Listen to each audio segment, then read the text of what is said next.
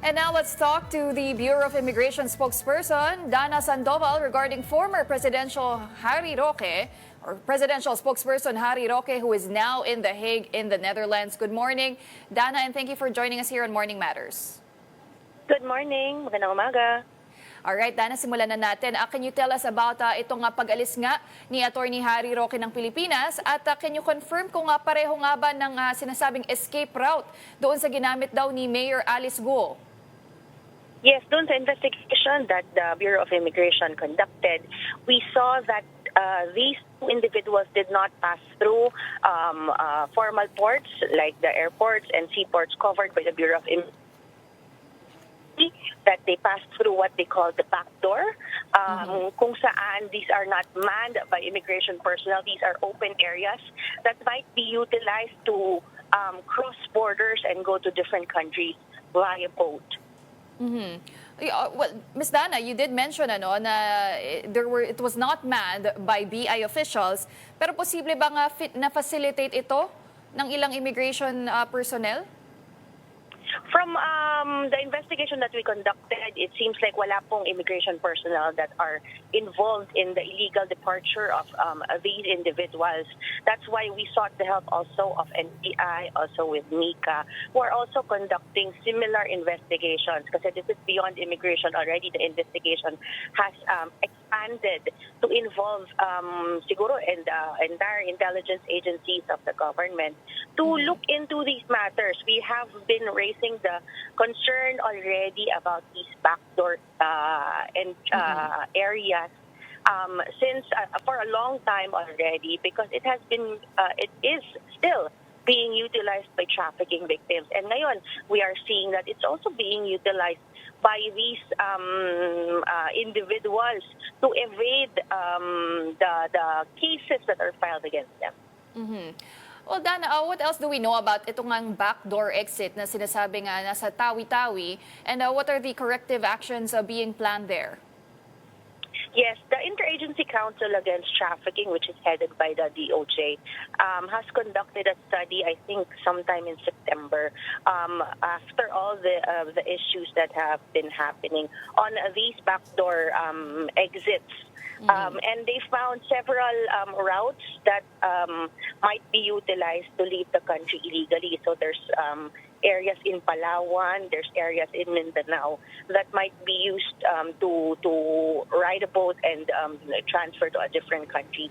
So doon sa study ng IACAT, they have recommended that local government units as well as local law enforcement agencies step up siguro and conduct stricter monitoring of these areas, because these are not covered by immigration, but this could still be used to illegally travel. Kaya it's important that each local government unit make stricter measures to be able to safeguard these areas that might be illegally used by criminals.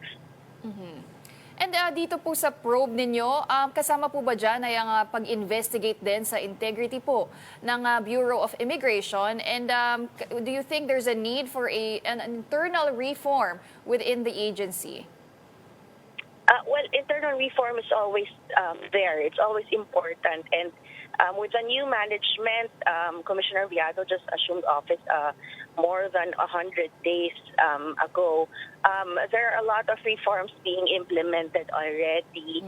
One thing that we are doing is we are reaching out to other government agencies, kasi itong border management, it's not just immigration anymore. So nakikita natin, malawak na problema ito at kailangan ng maraming tulong ng iba't ibang ahensya that could better monitor or na mas makikita po yung mga areas na yon.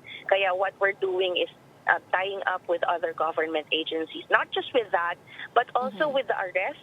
If you can see, if you've noticed, ang mga arrests natin ngayon are in the hundreds, and they are being done in partnership with other agencies like NBI, PNP, and PAOK in particular. So we are not moving alone.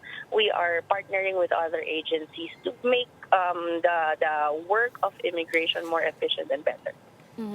All right. Well, going back to Attorney Harry Roque, ma'am, no, he is planning to seek asylum in the Netherlands. May plano po ba ang BI doon na aksyonan yon? We are unable to answer this kasi this would be beyond the jurisdiction of the BI since kami po sa borders lamang. But siguro for Filipinos that are outside the country, it would be the DFA who could better answer this. But kung siya po ay halimbawa magkaroon naman ng arrest warrant in the Philippines, usually po niyan the process would be the law enforcement agencies here could seek the help of Interpol para ilagay po sa Interpol database, and Interpol member states could assist in arresting him if needed. First, sa side po ng Bureau of Immigration, may plano po ba kayo kasuhan na ito nga si Attorney Harry Roque kung siya makabalik ng Pilipinas? Inaalam po natin yung eksaktong pamamaraan ng kanyang pag-alis kasi nakita po natin, actually, nung sinabi niya na wala siyang nilabag na batas sa paglabas po ng bansa illegally, nung tinignan natin yung batas, oo nga, walang law specifically